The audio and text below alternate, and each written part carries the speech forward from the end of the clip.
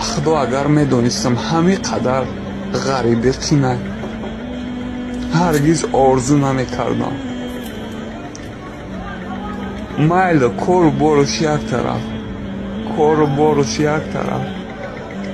آه دیدار یا چجانم خامد نشکسته. با خدا گنده یادش کردم. اشک دیدم میریزم. گناهی من در چیه نمیدانم. مولانا صاحب جلال الدین محمدی بلخی گفته ساعت روز جزا آمدنش به خبریم، اما وقت و شب و روز در طلب سیم و زریم.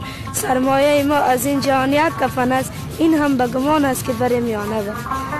نه مکتب میخوانم نه درس میخوانم، من درس قرآن هم نمیخوانم چون که او در کارگر نیست. در خانه کارگر خودیم از 8 تا 9 تا 9 ببرم خانه، فهمیدی صبح ما و شب ما رو نمیشه. آدم در کدام سر برسه؟ کدام مسلمانی است که علاقه مکتب نداشته باشه؟ کلگی علاقه مکتب داشته باشه. باید مگی ما که کار میکنیم اگر همی کار غریبی نباشه کلگی علاقه داره که یک مکتب درس تعلیم کنه که داینده یک ذره پیشرفت کنه. اما اولاد غریب آیندهش مرچ سرخ از بیادر ایج نیست، کاروبار با کلی گمه.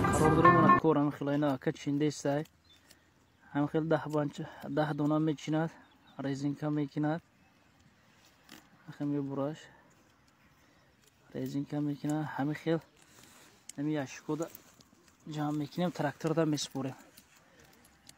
کار آسانه، کار که مشکلی نداره.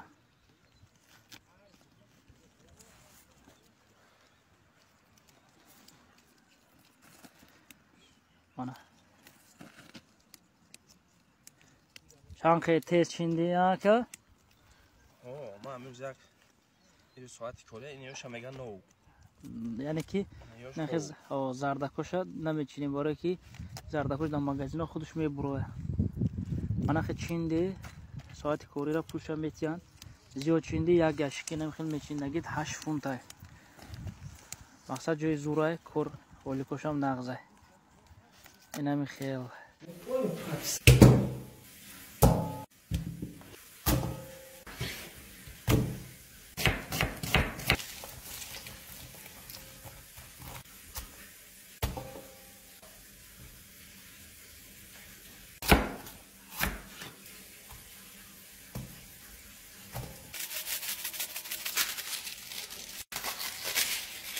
دیگر را دارش پاکی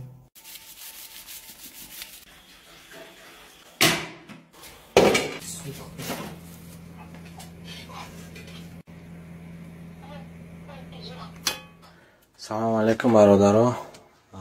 ما уже نرسیدیم در انگلیا. مثلا جای خوب پای خوبمون گرفتیم. بعد بسیاری گفتن که مثلا برادرها رفیقا ها و خواهرها گفتن که مثلا امی جای خوبتون مثلا удобствоتون چخیلیه، مثلا رنگی مسکوه، مثلا چخیلیه، مثلا خنک گرمه، مثلا جای خوب سازه، جای خوب گرم چوت که مثلا اینجا در گاز پاس کار میکنه. این خیلی پلتا میتن، مثلا خیلی پلتا میتن اینجا، مثلا این طرفش اینجا خیلی بخشش که کمک خوب نیسته جامون. اینجا فرما اون خیلی جا شکاف پکاف های مقصد فرما این برای یک نفر های مقصد نمو قدر برای یک نفر های مقصد اینم اینجا اینا برای یک نفر ای بعد اینه شکاف هم همه خیلی شکاف هم اینم اینجا مقصد اینجا جای مقصد اویلاویه مقصد او جد نفره جاشتم و 5 نفر بودن 2 نفره جاشتن اینجا خیلی ما جاشیدم اینجا جای ما های مقصد اینجا جای ما های و جده خیلی بگم برای کلانه کراوات کلانه ای مقصد سپالنه ای برای زن و مرده نو اینجا مقصد که ما 5 نفر بودیم زن و مرد نیسته او جد نفره در هر کامنته چی ما 3 کامنته داره مقصد 2 کامنتهش در 2 نفره 4 نفر اینجا شما چی کردم زنید کردم اینجا در ما خدمت خواهیم اینجا مقصد اینا стулча мақсад иҷада чизо таъмимонем, мақсад шона пона диза дарам шампун мампун всё таки мақсад ки чизе ки важнию нужное худда мақсад инам хеле ина ҷама иҷабо тоқи поқи мақсада тадорум я чай додармай я чай худам мақсад додарам ки набуд овардумаш ина иҷа мақсад диза дарам чиза дарам ҳамаш мақсад запасной што мақсад 6 моҳама гирифтагиам инам хеле бародаро мақсад ки бародаро метонен бе ташвиш мақсад биёен ҷои ховуш мақсад ягон проблема нест ҳамаш 100% ҷои корша насиб боша рӯзи душанбе мора гуфтагиам рӯзи душанбе насиб боша мерем мебинем бо барои ҷои кораш барои чӣ хел анкетара пур кардан бисёри одамон нависондан анкета чӣ хеле пур кунем чӣ хеле накунем иншам насиб боша да силка закрепленонида мемонем шон 10 рӯз пас мешава мақсад фирма эълон мешава боқӣ дар амони алло бошен алло ҳифзи нигаҳбонтон. Салому алейкум. Одамое ки ина права дорам инам хали мошин метиҳам барои ҳай кардан ина бародаро ҳай кардесам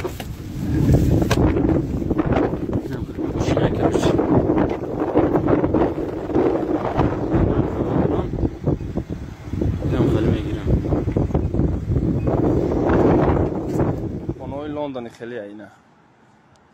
Видин? Хонаи Лондон. Иёлави баҳрда қарор дора. Ана зама. Да-да-да-да. Озимо онҷа медем. Perfect. Клубника. Короче. Чика надидесте съемка кне. Нямо кор кардис. Такая вот работа.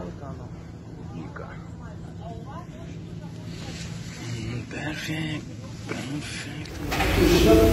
ина инҷои стирка ивофитро метавонем инҷо варда мешавад